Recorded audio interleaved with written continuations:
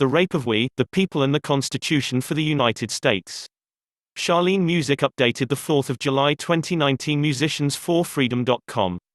The bulk of this article is derived, or quoted directly, from Barefoot's World.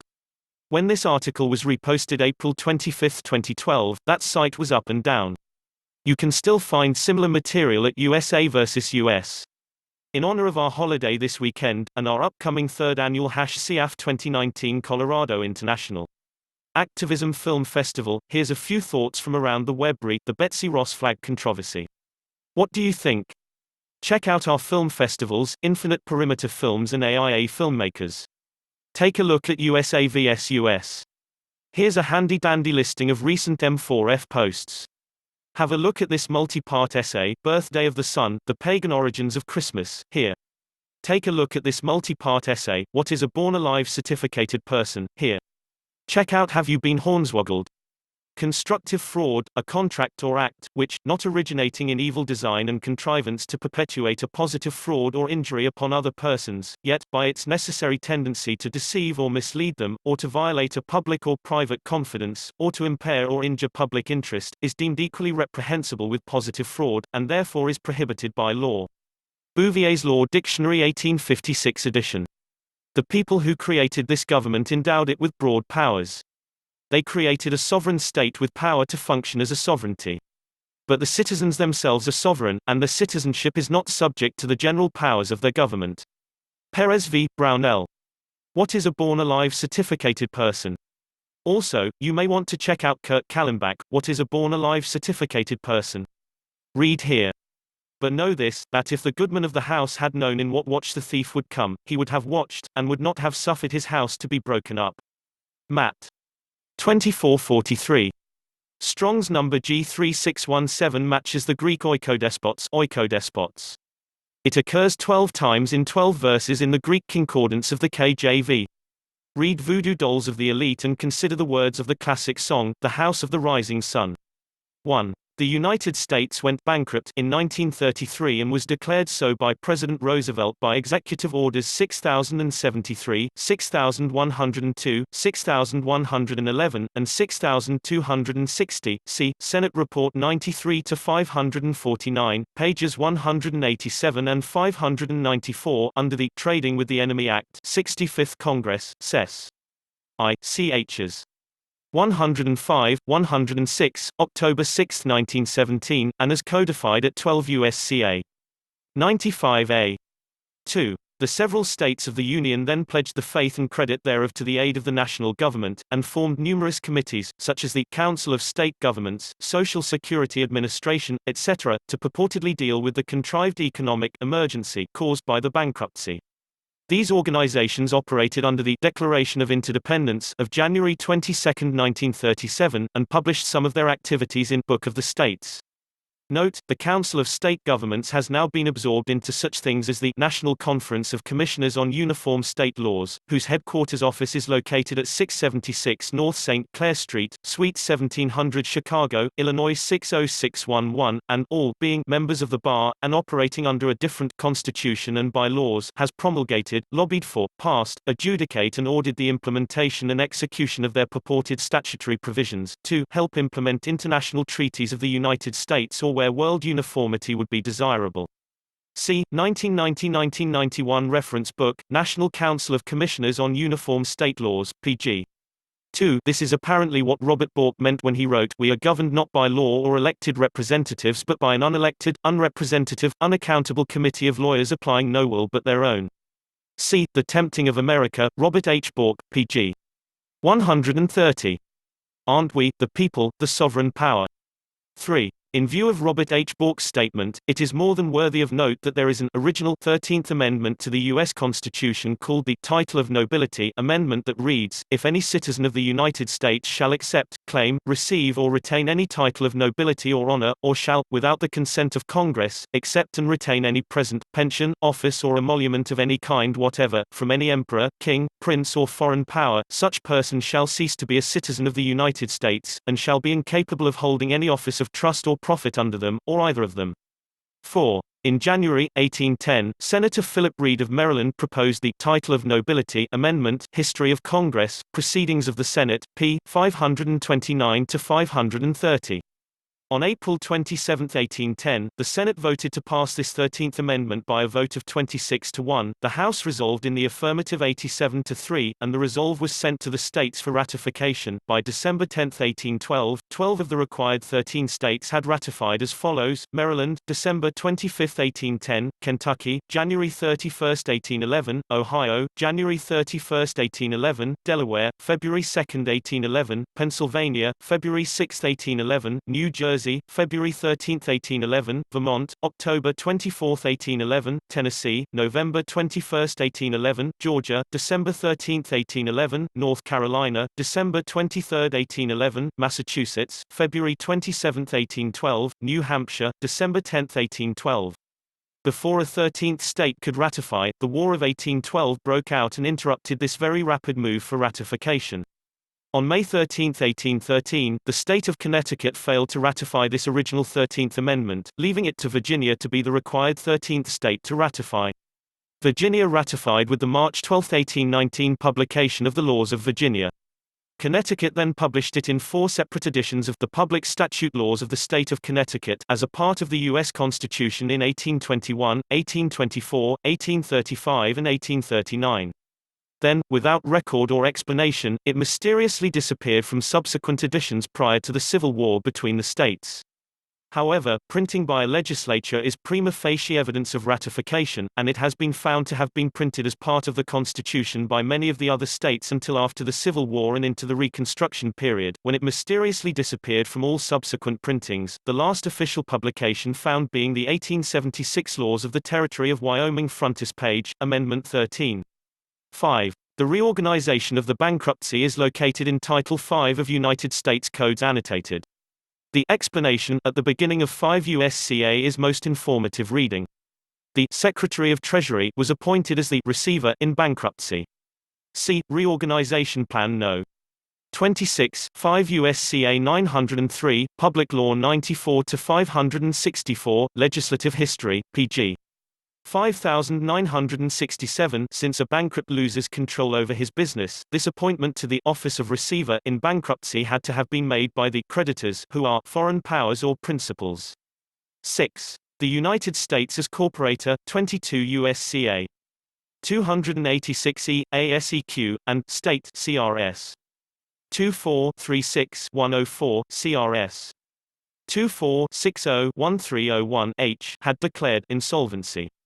C. 26 IRC 165 G1 UCC 1 to 201 23 CRS 39 to 22-103.5 Westfall vs.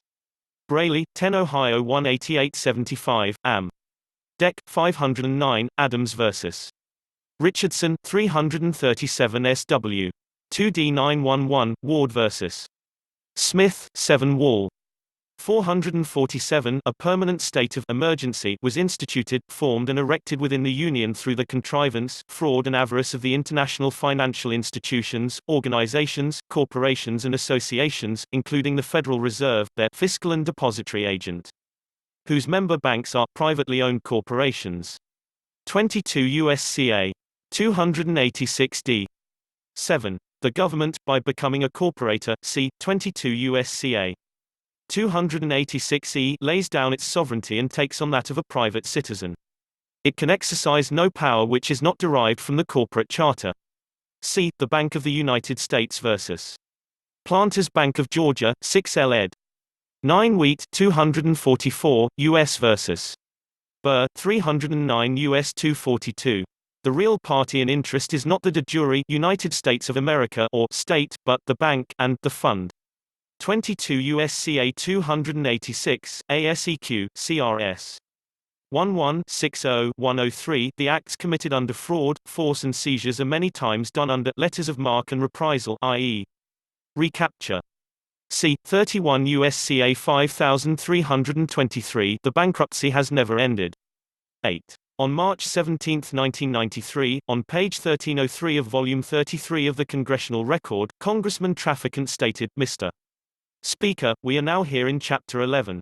Members of Congress are official trustees presiding over the greatest reorganization of any bankrupt entity in world history, the U.S. government. 9. This is an amazing confession as it applies, not only to members of Congress, but also to the Secretary of the Treasury as the receiver in bankruptcy, and to all state and federal officials who act under the de facto authority of that bankrupt foreign corporation known as the United States as trustees, foreign agents for foreign principals.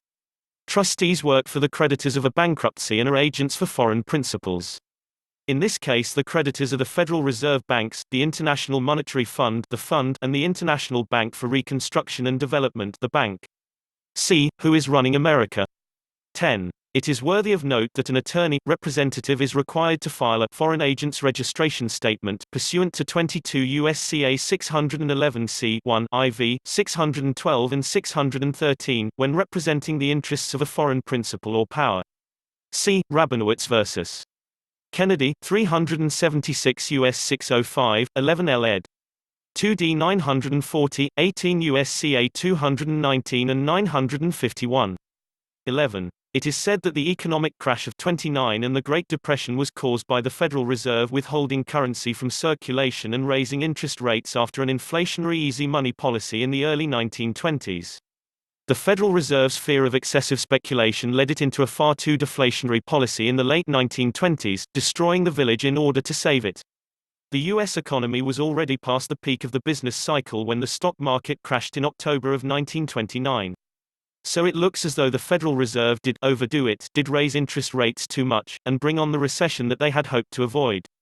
This contrived emergency created numerous abuses and usurpations, and abridgments of constitutionally delegated powers and authority as clearly stated in Senate Report 93-549 1973. A majority of the people of the United States have lived all of their lives under emergency rule. For 40 years, minus 1,821 years now in 112, freedoms and governmental procedures guaranteed by the Constitution have in varying degrees been abridged by laws brought into force by statutes of national emergency. 12. According to American Jurisprudence, 2nd edition, sections 71 and 82, no emergency justifies a violation of any constitutional provision. Arguendo, supremacy clause, and separation of powers. It is clearly admitted in Senate Report No. 93-549 that abridgment has occurred. http://www.youtube.com/watch?v=vlogSECCW fraud. 13. On March 6, 1933 the federal government got the Conference of Governors to pledge the faith and credit of the several states of the Union and the citizenry to the aid of the national government, CPP. 18-24 of the Public Papers and Addresses of Franklin Roosevelt, Volume 2, The Year of Crisis, March 6, 1933, for what they openly admitted to doing. They encouraged the president to ask for and use extra constitutional powers during the emergency that continues to this day. Emergency does not create power. Emergency does not increase granted power or remove or diminish restrictions imposed upon power granted or reserved. The Constitution was adopted in a period of grave emergency. Its grants of power to the federal government and its limitations of the power of the states were determined in the light of emergency and they are not altered by emergency. Home Building and Loan Association, v. Blaisdell 290 U.S. 398 1934. Time has proven the discernment of our ancestors, for even these provisions, expressed in such plain English words, that it would seem the ingenuity of man could not evade them, and now, after the lapse of more than 70 years, sought to be avoided. Those great and good men foresaw that troublous times would arise, when rulers and people would become restive under restraint, and seek by sharp and decisive measures to accomplish ends deemed just and proper, and that the principles of constitutional liberty would be in peril, unless established by irrepealable law. The history of the world had taught them that what was done in the past might be attempted in the future. The Constitution of the United States is a law for rulers and people, equally in war and in peace, and covers with the shield of its protection all classes of men, at all times, and under all circumstances. No doctrine, involving more pernicious consequences, was ever invented by the wit of man than that any of its provisions can be suspended during any of the great exigencies of government. Such a doctrine leads directly to anarchy or despotism, but the theory of necessity on which it is based is false, for the government, within the Constitution, has all the powers granted to it, which are necessary to preserve its existence, as has been happily proved by the result of the great effort to throw off its just authority. Supreme Court 1866 Ex parte Milligan 71 U.S. 2. 14. This property, the faith and credit of the citizenry of the several states, was the collateral accepted by the creditors, foreign principals, so the federal government could borrow more Federal Reserve notes, private bank credit, and keep operating under reorganization. Roosevelt issued Executive Orders 6073, 6102, 6111 and 6260 within days of his inauguration March 4, 1933. 6073 issued on March 10, 1933, called the Bank Holiday, which closed the doors of the bankrupt government-chartered banks. They were bankrupt as a whole. 6102 issued on April 5, 1933, prohibited hoarding gold and required people to turn it, their property, into the Federal Reserve banks, the creditors. 6111 issued on April 20, 1933, prohibited people from exporting gold because now it wasn't theirs anymore. 6260 issued on August 20, 1933, combined 6102 and 6111. All this is totally unlawful unless someone other than the people owned the people's possessions. Yet they are still being pledged as collateral, secured by UCC commercial liens, which is still being monetized as debt money by the Federal Reserve, to be surrendered if they needed to be under the orders of the bankruptcy, and thereby have deprived the people of clear title to their property under color of a contrived emergency. 15. These proclamations gave force to 470 provisions of federal law. These hundreds of statutes delegate to the President extraordinary powers, ordinarily exercised by the Congress, which affect the lives of American citizens in a host of all-encompassing manners. This vast range of unconstitutional powers, taken together, confer enough authority to rule the country without reference to normal constitutional process. The state is just an act. 16. Under the powers delegated by these statutes, the President may seize property, organize and control the means of production, seize commodities, assign military forces abroad, institute martial law, seize and control all transportation and communication, regulate the operation of private enterprise, restrict travel, and in a plethora of particular ways, control the lives of all American citizens. The several states were seduced into the new policy in 1939, with Roosevelt's promise of federal grants in aid. Federal revenue sharing 31 U.S.C. 6700 ASEQ is the modern version of the grants in aid program.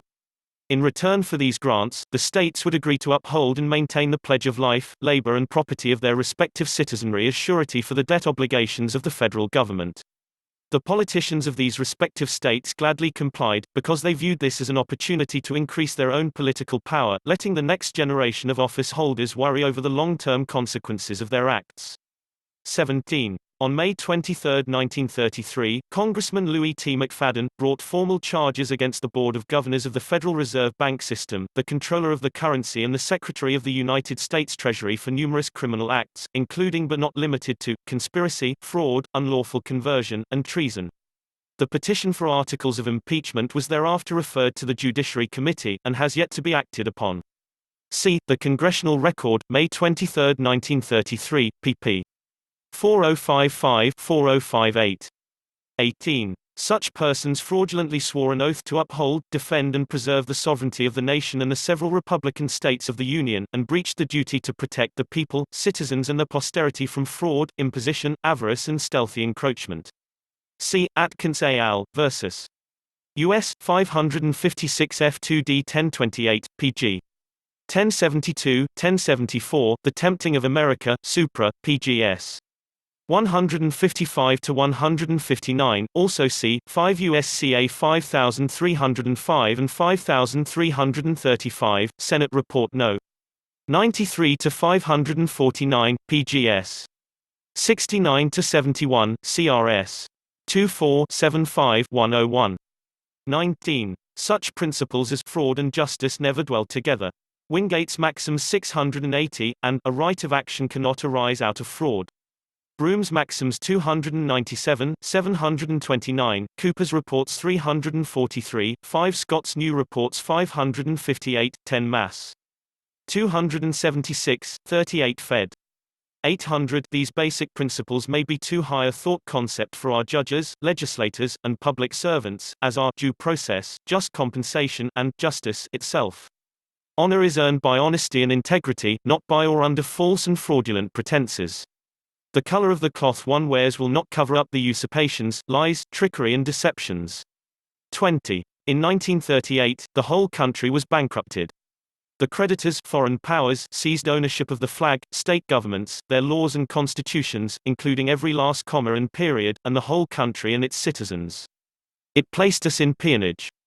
The 1937 edition of the Book of the States openly declared that the people engaged in such activities as the farming, agro-related industry had already been reduced to mere feudal tenants on their land. See the Book of the States, Book 2, Volume 2, 1937, p. 155. It is the most humongous fraud ever perpetrated in human history. But government officials, both state and federal, went along with it, and continue to keep it all secret from the American people. 21. In 1940, Congress passed the Buck Act, 4 U.S.C.S. Sections 105 to 113. In Section 110E, the Act authorized any department of the federal government to create a federal area for imposition of the Public Salary Tax Act of 1939. This tax is imposed at 4 U.S.C.S. Sec. 111. The Social Security Board had already created a federal area overlay. 22. Thus the obvious question arises, what is a federal area? A federal area is any area designated by any agency, department, or establishment of the federal government. This includes the Social Security areas designated by the Social Security Administration, any public housing area that has federal funding, a road that has federal funding, and almost everything that the federal government touches through any type of aid. See Springfield v. Kenney, 104 NE. 2D65 1951 App. This federal area purportedly attaches to anyone who has a Social Security number. Through this mechanism, the federal government usurped the sovereignty of the people, as well as the sovereignty of the several states, by creating federal areas within the boundaries of the states under the purported authority of Article 4 Section 3, Clause 2, 4, 3-2 in the federal Constitution. Therefore, all U.S. citizens, i.e. citizens of the District of Columbia residing in one of the states of the Union, are classified as property, as franchisees of the federal government, and as an individual entity. See Wheeling Steel Corp. v. Fox, 298 U.S. 193, ATL ed. 1143, 56 S. Court. 773. 23. Under the Buck Act, the federal government has created federal areas within the boundaries of all the several states. These areas are similar to any territory that the federal government acquires through purchase, conquest or treaty, thereby imposing federal territorial law upon all people in these federal areas. Federal territorial law is evidenced by the executive branch's yellow-fringed U.S. flag displayed in schools, public buildings and most courtrooms. A flag with a fringe is an ensign, a military flag, and under the law of the flag implies an admiralty merchant equity law, military law, or martial law jurisdiction, thereby suspending constitutional law.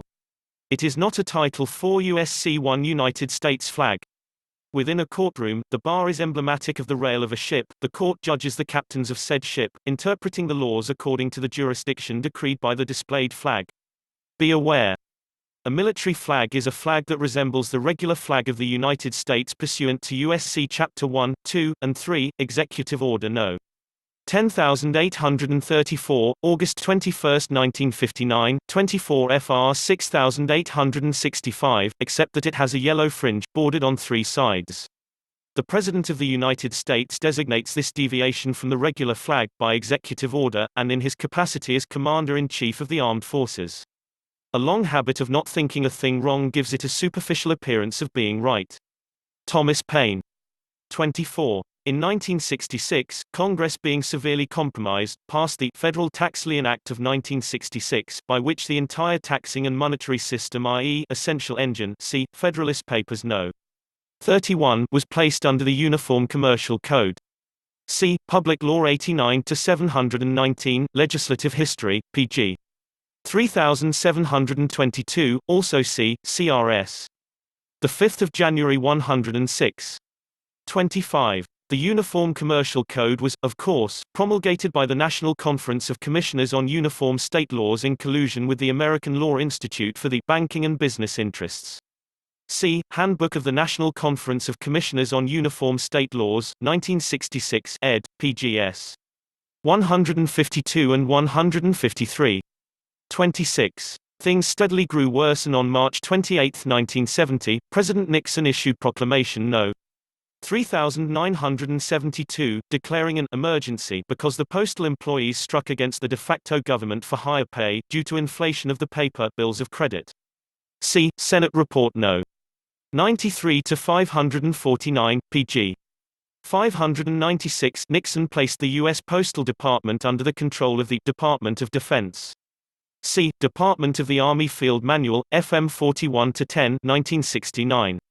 27. The contrived emergency has created numerous abuses and usurpations, and abridgments of delegated powers and authority as stated in Senate Report 93 to 549. 28. The statements heard in the federal and state tribunals, on numerous occasions, that constitutional arguments are immaterial, frivolous, etc., is based upon concealment, furtherance and compounding of the frauds and emergency created and sustained by the expatriated, aliens of the United Nations and its organizations, corporations and associations. See Letter, Insight Magazine, February 18, 1991, pg. 7. Lowell L. Flanders, President, UN Staff Union, New York. 8 U.S.C.A. 1481 is one of the controlling statutes on expatriation, as is 22 U.S.C.A. 611-613 and 50 U.S.C.A. 781. 29. This of course complies with Silent Weapons for Quiet Wars, Research Technical Manual Trademark SW 7905.1, which discloses a declaration of war upon the American people. See pg. 3 and 7. The Internal Revenue Service entered into a service agreement with the U.S. Treasury Department. See Public Law 94-564, Legislative History, pg. 5987, Reorganization Plan No. 26, and the Agency for International Development, pursuant to Treasury Delegation Order No. 91. The Agency for International Development is an international paramilitary operation. See Department of the Army Field Manual, 1969, FM 41-10, PGS. 1-4, Sec. 1-7b and 1-6, Section 1-10, 7 C 22 U.S.C.A. 284, and includes such activities as assumption of full or partial executive, legislative, and judicial authority over a country or area.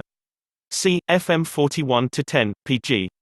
1-7, Section 110, 7 C 4. Also see Agreement between the United Nations and the United States of America regarding the headquarters of the United Nations, Section 7 D and 8, 22 U.S.C.A. 287, 1979 ed. at pg. 241. It is to be further observed that the agreement regarding the headquarters district of the United Nations was not agreed to. See Congressional Record, Senate, December 13, 1967, Mr. Thurmond, and is illegally in the country in the first instant. 30. The 1985 edition of the Department of Army Field Manual, FM 4110, further describes the international civil affairs operations. At page 3-6 it is admitted that the Agency for International Development is autonomous and under direction of the International Development Cooperation Agency, and at page 3-8, that the operation is paramilitary. The international organization's intents and purposes was to promote, implement and enforce a dictatorship over finance in the United States. See Senate Report No. 93-549, pg. 186. It appears from the documentary evidence that the Internal Revenue Service agents etc. are agents of a foreign principal within the meaning and intent of the Foreign Agents Registration Act of 1938. They are directed and controlled by the corporate governor of the fund, a.k.a. Secretary of Treasury. See Public Law 94-564, Supra, pg. 5942, U.S. Government Manual 1990-91, PGS. 480 and 481, 26 U.S.C.A. 7701, 11, Treasury Delegation Order No. 150-10, and the corporate governor of the bank. 22 U.S.C.A. 286 and 286a, acting as information service employees. 22 U.S.C.A. 611 C.E., and have been and do now solicit, collect, disburse or dispense contribution, tax, pecuniary contribution, Black's Law Dict. 5th ed., loans, money or other things of value for or in interest of such foreign principal. 22 U.S.C.A. 611 C.E., and they entered into agreements with a foreign principal pursuant to Treasury Delegation Order No. 91, i.e. the Agency for International Development. See 22 U.S.C.A. 611 C. 2. 31. Among other reasons for lack of authority to act, such as a foreign agent's registration statement, 22 U.S.C.A. 612 and 18 U.S.C.A. 219 and 951, military authority cannot be imposed into civil affairs. See Department of the Army pamphlet 27170, Military Law Review, Volume 70. 32. An unelected, unrepresentative, unaccountable oligarchy of expatriates and aliens, who fraudulently claim that they intend to establish rational and equitable international economic relations, yet openly declared that they no longer stabilize the value of the dollar nor assure the value of the coin and currency of the United States, is purely misrepresentation, deceit and fraud. See Public Law 95 to 147, 91 Stat. 1227, at pg. 1229. This was augmented by Public Law 101 to 167, 103 Stat. 1195, which discloses massive appropriations of rehypothecated debt credit for the general welfare and common defense of other foreign powers, including communist countries or satellites, international control of natural and human resources, etc., etc. A resource is a claim of property and when related to people constitutes slavery. 33. The covert procedure used to implement and enforce these foreign constitutions, laws, procedures, rules, regulations, etc., has not yet been fully collected and assimilated nor presented as evidence to establish seditious collusion and conspiracy. Our patience and tolerance for those who pervert the very necessary and basic foundations of society has been pushed to insufferable levels.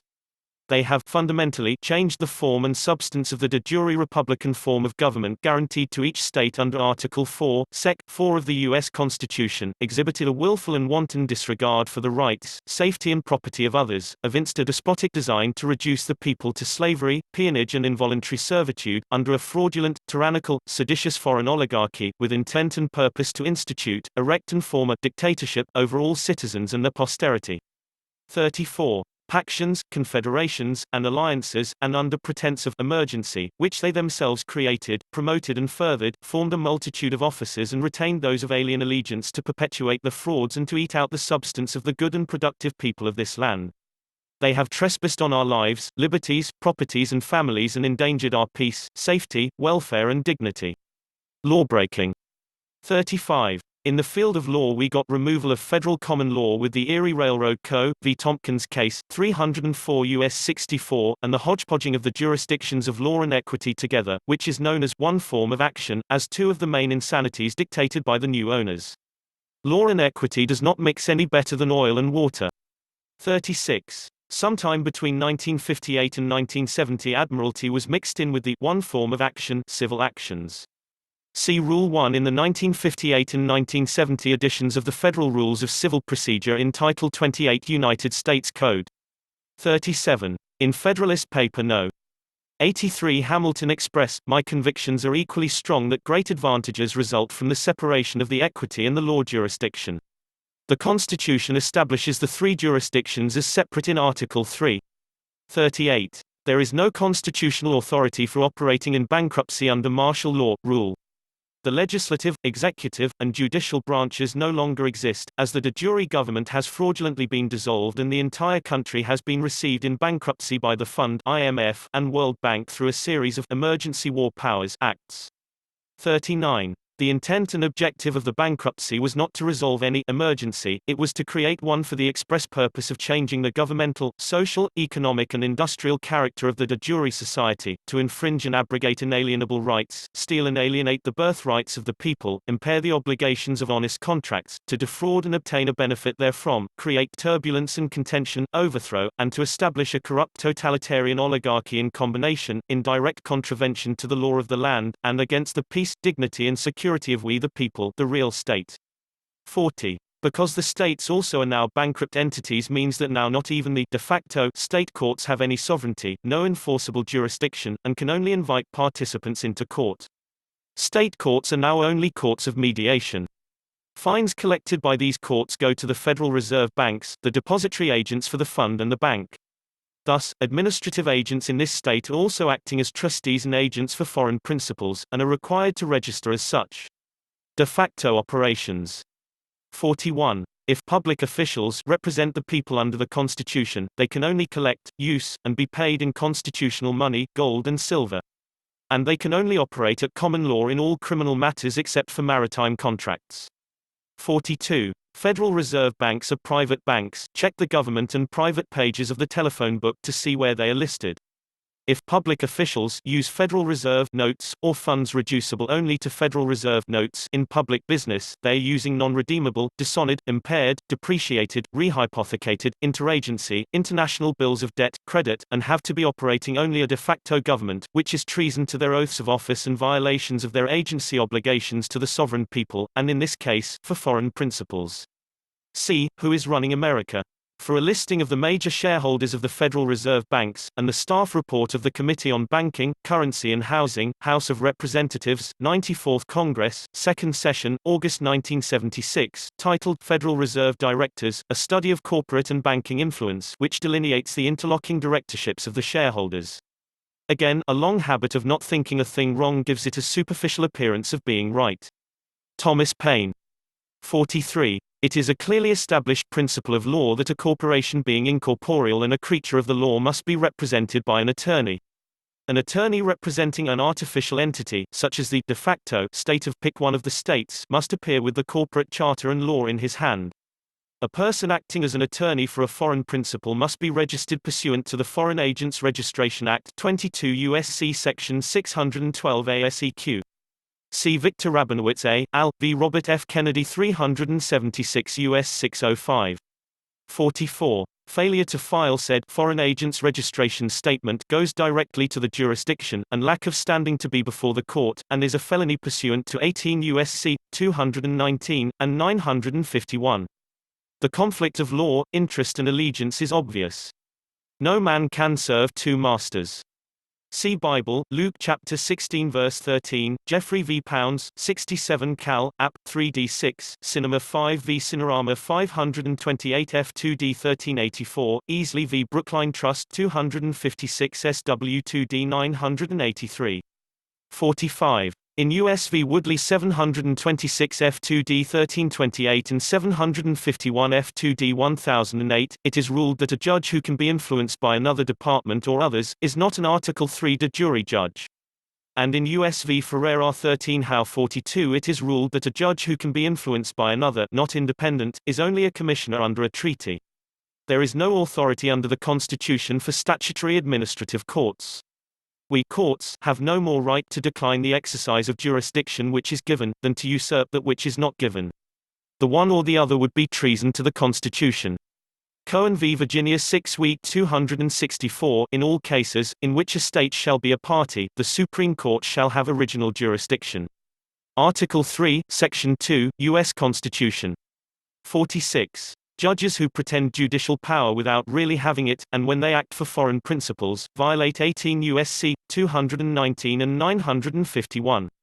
Unsecured debt.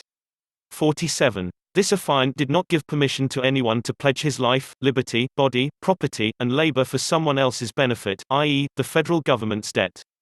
By federal government is meant that totally bankrupt, functionally dead at law, foreign municipal corporation domiciled in Washington, D.C. called the United States. The United States is to be regarded as a body politic and corporate. It is suggested that the United States is to be regarded as a domestic corporation, so far as the state of New York is concerned.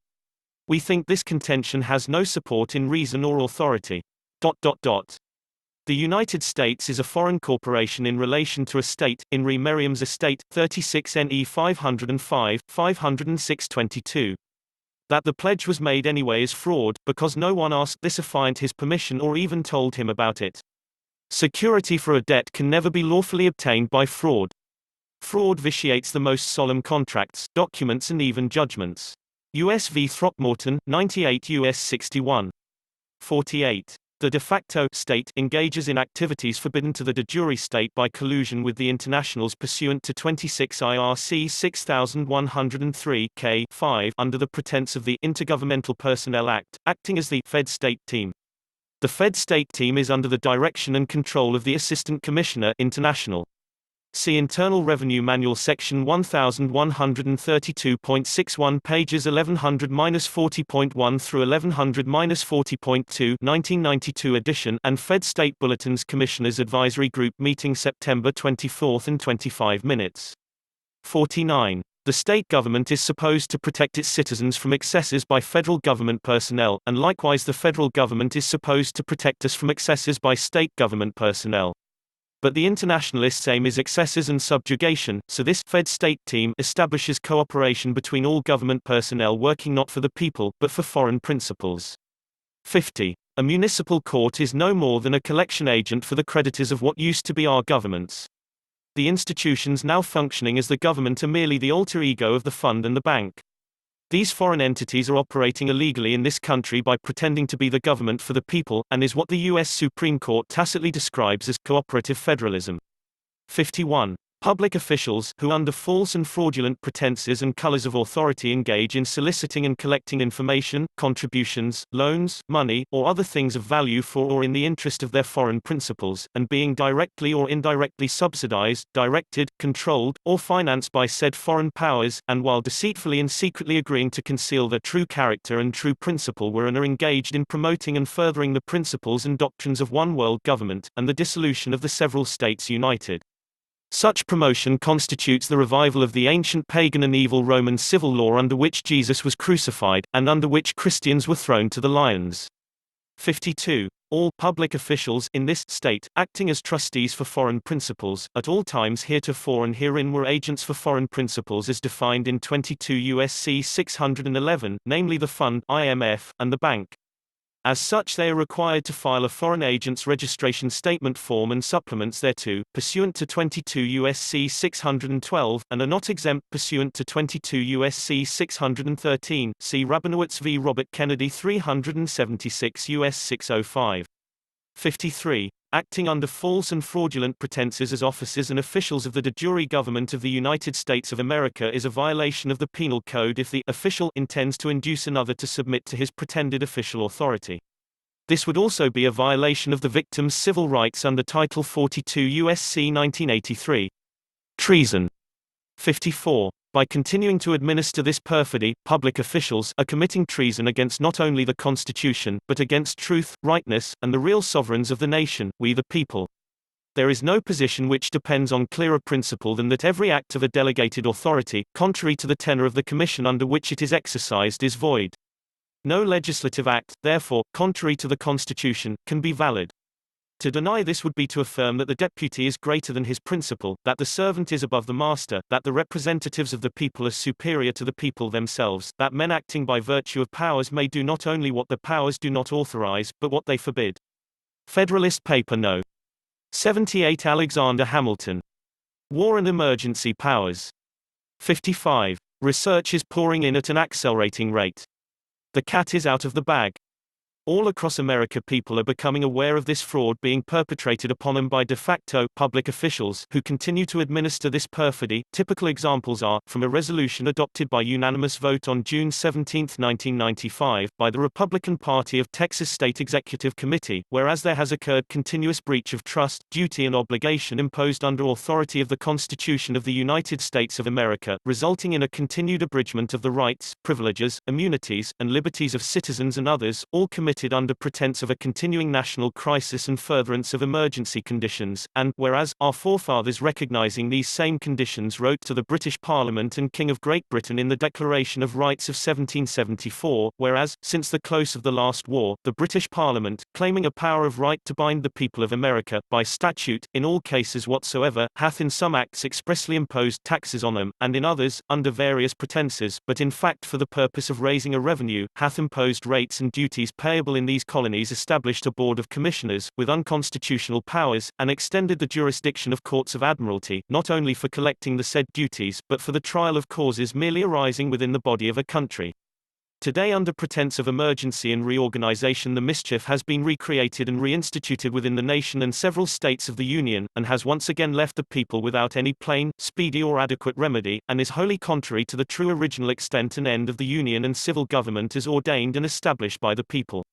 From a resolution of the California Republican Assembly adopted on March 26, 1995 number 395.1 resolved, the California Republican Assembly at the annual convention in San Diego, March 26, 1995 does hereby determine to inform members of state and federal elected and appointed officers that the United States of America is presently under war and emergency powers and has been for 62 now minus 1,821 years. Be it further resolved, that the California Republican Assembly will support only men and women who are willing to become aware of the usurpation of the power of the United States Constitution and who are committed to restoring our Constitution to its rightful place as the supreme law of the land. There are numerous other examples that could be cited here. But, it is enough to say that this affiant is far from being alone in his concern for the state of affairs that has developed under the fraudulent and contrived national emergency and the martial law rule that has been secretly imposed upon him without their knowledge or informed consent. And, as Will Rogers once said, we have people in government who should not be allowed to play with matches.